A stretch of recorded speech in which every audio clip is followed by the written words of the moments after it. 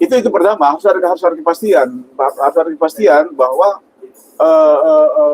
Anies itu harus ada 99% itu bisa menang. Nah, tetapi menurut pandangan politik saya, feeling politik saya, Anies kalau dia benar-benar harus maju sebagai calon gubernur DKI, maka dia harus masuk lewat pintu PDIP.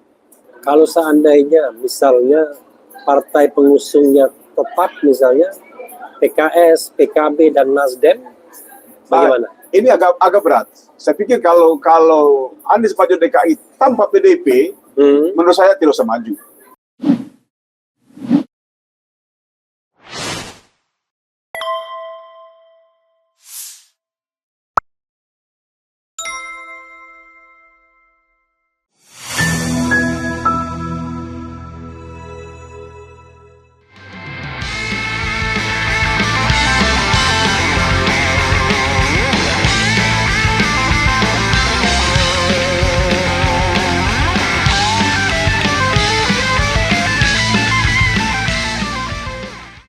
Assalamualaikum warahmatullahi wabarakatuh. Waalaikumsalam warahmatullahi wabarakatuh.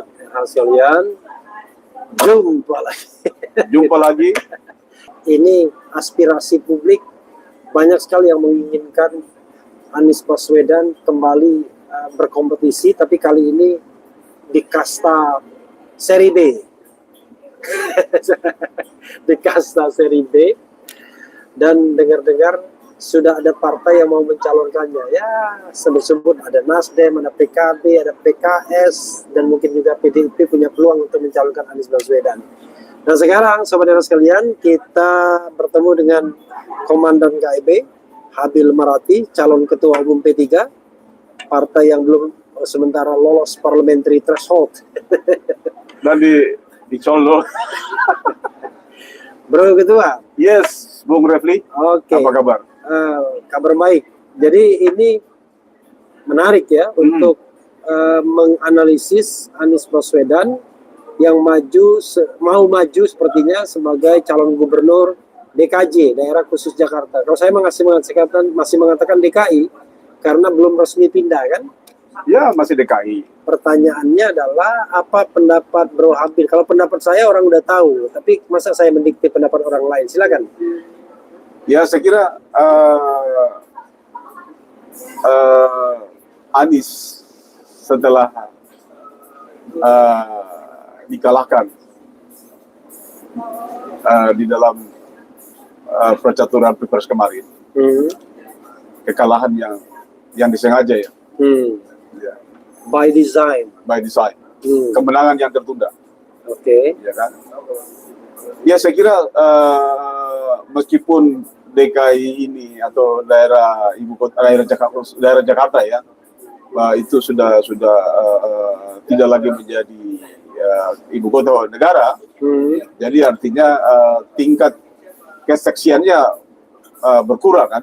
Yeah. Tapi menurut saya meskipun DKI ini nantinya pada akhirnya tidak menjadi ibu kota negara lagi, tapi masih menjadi barometer politik nasional.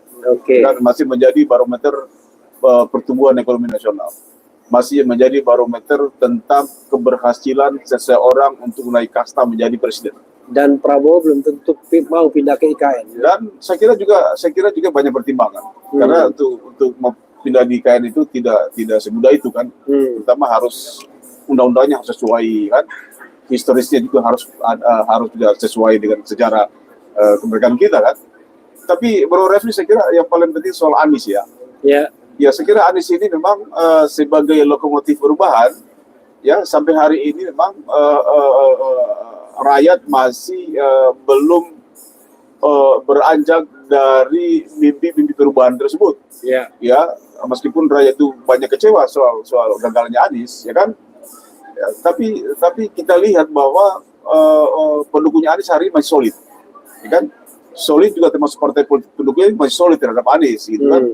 Kita bisa melihat berita beberapa hari ini dari partai politik, misalnya PKS pada hari ini di DPW, Dewan Pimpinan Pusat DKI, Dewan Pimpinan Wilayah Dewan Pimpinan Wilayah Jakarta itu secara resmi memutuskan mencalonkan Anies, gitu kan, sebagai salah satu calon gubernur daerah Jakarta kan.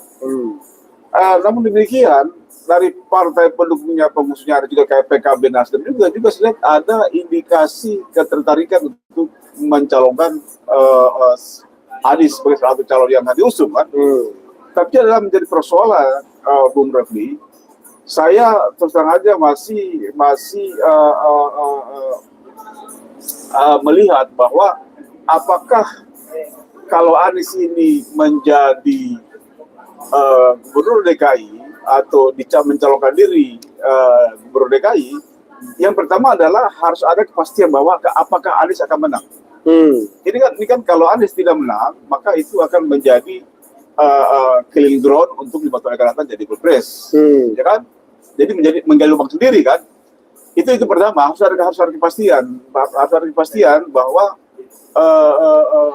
Anies itu harus ada 99% itu bisa menang DKI kan kalau dicalonkan diri. Ya, yang kedua juga Anies juga harus memperhitungkan orang-orang pendukung dia yang fanatisme, apakah Anies mampu menjelaskan alasan-alasan yang rasional Anies ini tiba-tiba maju sebagai calon gubernur DKI, ya kan? Yang ketiga, yang hal penting juga adalah apakah partai-partai pendukung di Pilpres kemarin itu masih solid dengan Anies. Tidak hanya solid dukungannya, tapi solid dukungan daripada konstituennya, gitu kan? Jangan seperti sekarang ini, baru diumumkan resmi sudah ada partai pendukungnya Anies tiba-tiba mengucapkan selamat kepada salah satu pemenang Pilpres. Itu kan sangat menyakitkan Refli kan? Buat saya juga gitu kan? Sangat meyakinkan para relawan gitu kan. Itu yang Anies harus itu benar. Yang kedua, yang berikutnya adalah bahwa Anies kalau dia harus maju sebagai gubernur DKI, maka PDP harus diambil. Dia juga harus mendaftarkan diri di PDP, ya, untuk masuk sebagai salah satu kandidat. Ya, kenapa PDP? Karena PDP ini sekarang ini akan mengalami turbulensi politik yang sangat tajam. Kenapa saya katakan turbulensi politik sangat tajam? Pertama adalah dia tidak mungkin bergabung dengan Prabowo dan Gibran. Kenapa? Pertama alasannya adalah di sana ada Gibran, yang sejak awal dia menolak, ya kan? Jadi saya kira tambah lagi dengan Bobi masuk Gerindra pada hari ini kan. Jadi artinya dua kader PDIP, Gibran dan Bobi ini sekarang adalah meninggalkan PDIP, ya kan? Nah, mana mungkin tiba-tiba PDIP akan mendukung Prabowo, di sana ada Gibran. Bukan masalah Prabowo ya, tapi masalah Gibran ya kan? Ya kan? Ya kemudian bahwa PDIP juga ini membutuhkan Anies, ya kan? Kenapa dia membutuhkan Anies? Karena bagaimanapun juga secara historis kakeknya Anies ini, A.R. Baswedan, dulu adalah yang membunyikan pernyataan kemerdekaan dicalonkan oleh Soekarno, bapaknya Megawati. Ya, itu bisa bayangkan dulu bila tidak ada A.R. Baswedan dan Agus Salim memperoleh dukungan dari Timur Tengah, maka bisa jadi pernyataan kemerdekaan itu hanya pegang kosong karena tidak ada dukungan dari negara manapun juga. Nah, ini jadi membangun kembali kemesraan antara kakeknya Anies dengan bapaknya Megawati ini harus kembali dibunyikan di dalam konstelasi politik yang datang, yaitu bahwa ternyata harus Megawati juga bisa menerima Anies sebagai salah satu tokoh nasional yang bisa menentukan kembali ajaran Bung Karno, kan begitu kan?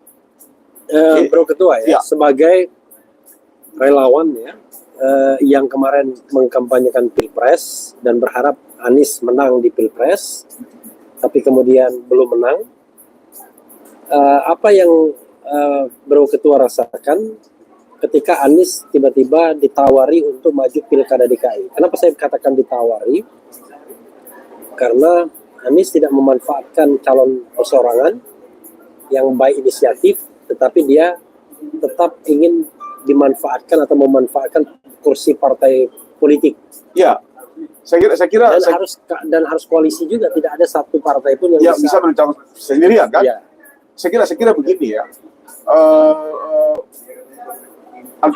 Artinya banyaknya partai politik yang meminang Anies untuk calon gubernur DKI, artinya Anies ini masih menjadi tokoh seksi ya, secara politik ya. Tokoh yang bisa diharapkan bisa menjadi presiden yang akan datang, ya kan? Ya kan? Jadi siapapun yang menjadi gubernur DKI hari ini itu akan menjadi bahan baku calon presiden yang akan datang 2029, kan? Oleh karena itu kalau kita bicara DKI, kita bicara Anies di DKI, itu juga adalah berbicara masa depannya Anies untuk calon presiden yang akan datang, ya kan? Nah, tetapi menurut pandangan politik saya, feeling politik saya, Anies kalau dia benar-benar harus maju sebagai calon gubernur DKI, maka dia harus masuk lewat pintu PDIP. Itu PDIP saja tidak cukup. Artinya PDIP dengan PKS. Oke. Ya kan? Nah, bagaimana Anies ini menjadi integrator antara PDIP sama PKS? Ya, antara partai Islam dan nasionalis. Ya, supaya juga ketika Anies masuk di PDIP, maka PDIP ini juga akan menjadi partai politik yang mengkombinasikan antara religius dan nasionalis. Dan itu Anies pokoknya.